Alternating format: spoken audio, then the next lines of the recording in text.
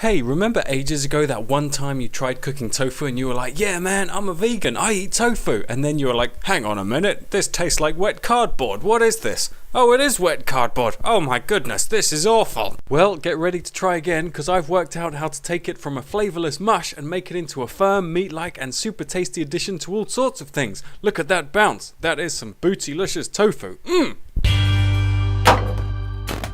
Okay, so we got to use firm or extra firm tofu. The trick to this whole thing is to get the tofu as dry as possible. Now, you do also have to freeze the tofu, so I suggest you prepare a few blocks at once so you've always got some ready to go in the freezer. Good, so drain the tofu, get yourself a tea towel, just pat the tofu dry a little bit and then cut the tofu in half this way, turn it on its side and cut it this way.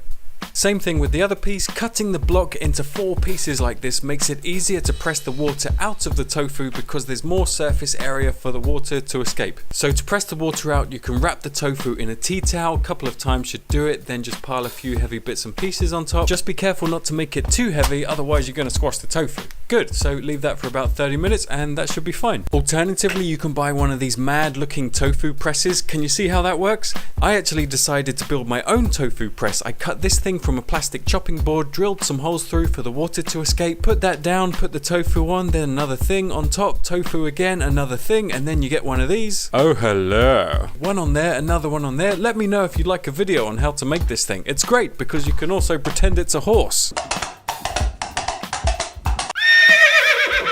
Excellent, 30 minutes later, look at all the water that came out. Sorry about the piece of crap there. Okay, can you see how compressed the tofu is? Here, look, this is the tofu before being pressed and this is it afterwards. This whole process is what helps turn the tofu from mush to meaty. How impressive. Get it? Oh, sorry. Just pat them dry quickly, not too hard, and then stack the tofu and chop it up until you've got little bite-sized chunks like this. They're kind of similar in size to those things that Americans call tater tots. Dry out your tofu container and get your tofu chunks in there. Those go into the freezer, which firms up the tofu and makes it more meaty. In case you're wondering how this happens, the simple answer is freezer elves. Okay, great, the tofu should be frozen by now. Get them out and then just break apart all the pieces with a knife or something like that. The quickest way to thaw these out is in the microwave. You can put them on a plate, but as the water melts, the tofu will sit in the water and reabsorb some of it. Not a big deal, but what I've done right is I got 2 containers. I drilled holes in this one, put the tofu in there, that one into that one, and as the water melts from the tofu, it'll go through the holes. Problem solved. So defrost these in the microwave for about 3 or 4 minutes or until they've completely thawed out. Lay them on a tea towel and press them lightly again until even more water comes out. Okay, time to flavor the tofu. Put all the chunks in a bowl and then lightly cover them with soy sauce. This adds just a touch of flavor to the inside of the tofu. Be careful not to add too much though, as we still want to keep the tofu relatively dry. If there's a puddle of soy sauce at the bottom of the bowl, just pour it out and you should be fine. Then lightly cover with some oil. This prevents the outside of the tofu from charring when we put it in the oven. Then just mix until the chunks are coated. Then a little sprinkle of salt. This adds flavor to the outside of the tofu but also helps to draw moisture out of the tofu as it cooks. Alright, lastly, a light dusting of corn flour. This is what gives the tofu a crispy, caramelized and flavorful outer coating. Mix these up. I think I've added a bit too much corn flour here. Just get that out and mix until you can no longer see any corn flour. Any bits like this you can just rub together until they've disappeared, and there we go. Okay, get yourself a baking tray and get all the tofu on, and that goes into the oven for about 20 to 30 minutes or until they look something like this. So all of this brown caramelization is due to something called the Maillard reaction, which is French for food go brown, make very tasty. It's the same reaction that turns things like chicken and toast brown when you cook them, making them so delicious. Okay, listen to this.